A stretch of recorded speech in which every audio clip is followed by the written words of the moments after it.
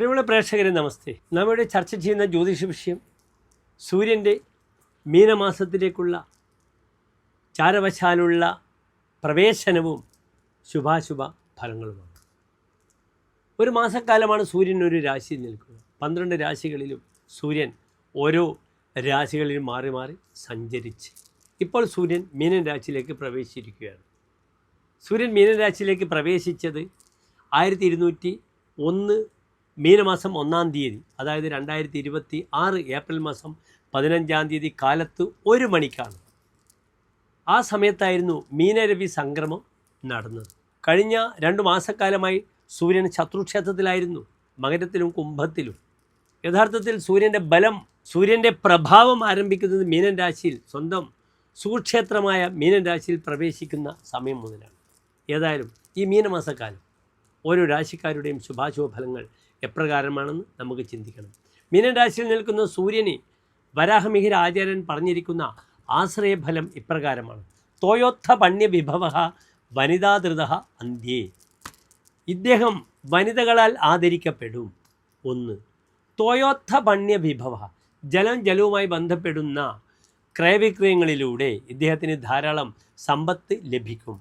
അതിനാൽ ഈ മീനമാസം എന്ത് വന്നാലും ഗൾഫിൽ ഇന്ന് നേരിടുന്ന, മിഡിൽ ഈസ്റ്റിൽ നേരിടുന്ന ഇറാൻ അമേരിക്ക യുദ്ധത്തിലൊക്കെ തന്നെ ഒരു തീരുമാനം, വെള്ളത്തിലൂടെയുള്ള ചരക്ക് ഗതാഗതം അല്ലെങ്കിൽ ഓയിൽ റിഫൈനറിയുമായി ബന്ധപ്പെടുന്ന വിഷയത്തിലൊക്കെ തന്നെ തീരുമാനങ്ങൾ ഉണ്ടാകാൻ പര്യാപ്തമാകും ഈ മീനമാസത്തിലെ സൂര്യനെന്ന് നമുക്ക് പ്രാർത്ഥിക്കാം.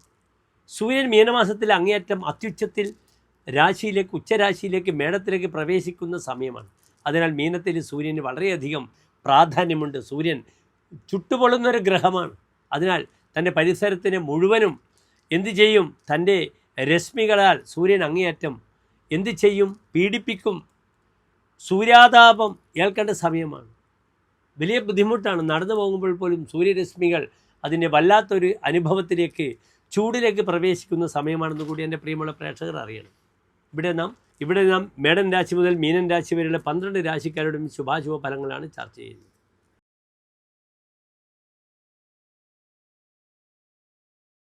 ഉത്തര നക്ഷത്രത്തിൻ്റെ അവസാനത്തെ 45 നാഴിക, അത്തം ചിത്ര നക്ഷത്രത്തിൻ്റെ ആദ്യത്തെ 30 നാഴിക വരുന്ന 2.25 നക്ഷത്ര സമൂഹം. ഇവിടെ കന്യരാശിക്കാർക്ക് സൂര്യൻ നിൽക്കുന്നത് ഏത് ഭാവത്തിൻ്റെ ആധിപത്യമുള്ള ഗ്രഹമായിട്ടാണ്? വൈകല്യമുള്ള 12-ാം ഭാവത്തിൻ്റെ ആധിപത്യമായിട്ടാണ് നിൽക്കുന്നത്. ആ സൂര്യൻ എവിടെ നിൽക്കുന്നു? 7-ാം ഭാവത്തിൽ നിൽക്കുന്നു. എന്താണ് 7-ാം ഭാവം? വിവാഹം, അദനാലോക, ഭാര്യാഭർത്തൃ സമാഗമ, ശയ്യ, സ്ത്രീസത്മ, നഷ്ടാർത്ഥ, മൈഥുനാനവി, സപ്തമ. വിവാഹം, കാമം, ഭാര്യാഗൃഹം, ഇതൊക്കെ ചിന്തിക്കേണ്ട ഭാവമാണ്. യാത്ര, പോക്ക് വരവ്. ഇവിടെ വൈകല്യവാനായ സൂര്യൻ വരുമ്പോൾ ആ ഭാവത്തിനൊക്കെ ബുദ്ധിമുട്ടുണ്ടാക്കും. മൂത്രതടസ്സമുണ്ടാക്കും. പല്ലുകൾക്ക് ബുദ്ധിമുട്ട് വരും. പല്ലുകൾ രഥവൈകൃത്യകരാച്ച സപ്തമേ, പല്ലുകൾക്ക് വികൃതി ഉണ്ടാക്കും. യാത്രക്ക് മുടക്കം വരും. വളരെയധികം ശത്രുദോഷം വരും. ദാമ്പത്യത്തിൽ ഭാര്യയും ഭർത്തയും തമ്മിൽ പരസ്പരം കലഹിക്കേണ്ടുന്ന അവസ്ഥ വരും. പലപ്പോഴും ജോലിയിൽ ഭാര്യ വിരഹം വരുന്ന സമയം കൂടിയാണ്.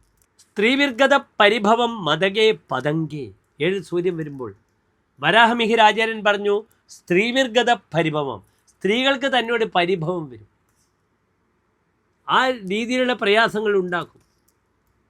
ചമത്കാര ചിന്താമണിയിൽ ഇപ്രകാരം പറഞ്ഞിരിക്കുന്നു: ദ്യുനാഥോയതാ ദ്യൂന യാദോ നരസ്യ പ്രിയാതാപനം പിണ്ടപീഡാച ചിന്ത. പ്രിയാതാപനം, തൻ്റെ പ്രിയപ്പെട്ടവൾക്ക്, ഭാര്യയ്ക്ക് ദുഃഖം കൊടുക്കും. ഭവേ തുച്ഛലബ്ധിർ ക്രയേ വിക്രിയബി. വ്യാപാരത്തിലും ക്രയവിക്രയത്തിലും തനിക്ക് തുച്ഛമായ വരുമാനം ഉണ്ടാവുകയുള്ളൂ. ലാഭം വളരെ കുറയും. പ്രതിസ്പർദ്ധയാ നെയ്തി നിദ്രാങ്കദാജി. ശത്രു ബുദ്ധിമുട്ട് വളരെയധികം വരും. ശത്രുവിനെ കൊണ്ട് തൻ്റെ ക്ലേശങ്ങൾ തനിക്കുണ്ടാകും. തൻ്റെ കാര്യങ്ങൾക്കൊക്കെ ശത്രു ബ്ലോക്കാക്കുന്നൊരു ബുദ്ധിമുട്ടുകൾ ഇവിടെ വരുമെന്ന് സാരം. നിർബന്ധമായും ഭാര്യാഭർത്താക്കന്മാർ ഐക്യമത്യ അർച്ചന ചെയ്തേ മതിയാവുകയുള്ളൂ. അല്ലെങ്കിൽ ഉമാമഹേശ്വര ക്ഷേത്രത്തിൽ ഉമാമഹേശ്വര പൂജ ചെയ്യണം. ശാരീരികമായി ദോഷമുള്ളവർ ദേഹമുട്ടി ചെയ്യും. ശത്രുദോഷം അനുഭവിക്കുന്നവർ നിർബന്ധമായും ശത്രുമുട്ടി ചെയ്യണം. ഭദ്രകാളി ക്ഷേത്രത്തിൽ അല്ലെങ്കിൽ ശിവക്ഷേത്രത്തിൽ. ഓം നമ ശിവ എന്ന പഞ്ചാക്ഷരി മന്ത്രം വളരെ ഗുണകരമായി ഭവിക്കട്ടെ എൻ്റെ പ്രിയപ്പെട്ട പ്രേക്ഷകർ. ആദ്യത്തെ ഹൃദയമന്ത്രം ചൊല്ലുന്നതും വളരെ ഗുണമാണെന്ന് അറിയുക. നന്ദി, നമസ്തേ.